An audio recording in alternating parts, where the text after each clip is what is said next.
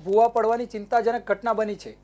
વડોદરાના જાણીતા દીપિકા ગાર્ડન નજીકના મુખ્ય માર્ગ પર બપોરના સુમારે એક વિશાળ ભૂવો પડ્યો છે। આ ભૂવો માત્ર માર્ગ માટે નહીં પણ શહેરના શહેરી આયોજન માટે પણ ગંભીર પ્રશ્નો ઊભા કરે છે।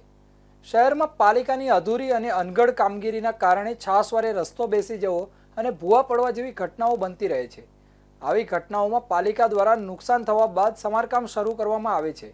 જોકે ઇજારદારોની તકલાદી કામગીરીના કારણે જમીન પુરાણનું ધોવાણ થવાને કારણે ભૂવો સર્જાયો છે। વડોદરા શહેરનો સ્માર્ટ સિટી તરીકે સમાવેશ કરવામાં આવ્યો છે, પરંતુ વડોદરામાં ચોમાસા પહેલા જ જ્યાં જુઓ ત્યાં ભૂવાનું સામ્રાજ્ય છવાયું છે। શહેરના અનેક વિસ્તારોમાં ચોમાસું બેસે તે પહેલા રસ્તા બેસી ગયા છે, જેમાં શહેરના કારેલીબાગ દીપિકા ગાર્ડન નજીક મુખ્ય માર્ગ પર વિશાળ ભૂવો પડ્યો હતો, જેના કારણે વાહન વ્યવહાર પર તેની અસર થઈ હતી। શહેરમાં પાલિકાની અધૂરી અને અનગઢ કામગીરીના કારણે છાસવારે રસ્તો બેસી જવો અને ભૂવા પડવા જેવી ઘટનાઓ બનતી રહે છે।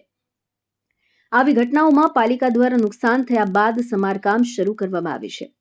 જોકે ઇજારદારોની તકલાદી કામગીરીના કારણે જમીન પુરાણનું ધોવાણ થવાના કારણે ભૂવો સર્જાય છે।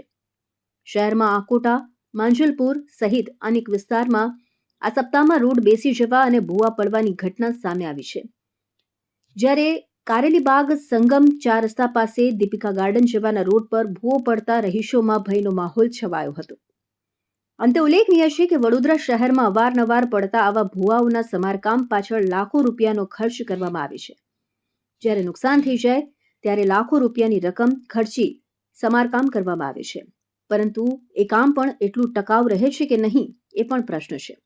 હવે પ્રશ્ન એ છે કે શું પાલિકા અને ઇજારદારો સમય રહેતા કાર્યવાહી કરશે કે વધુ જીવ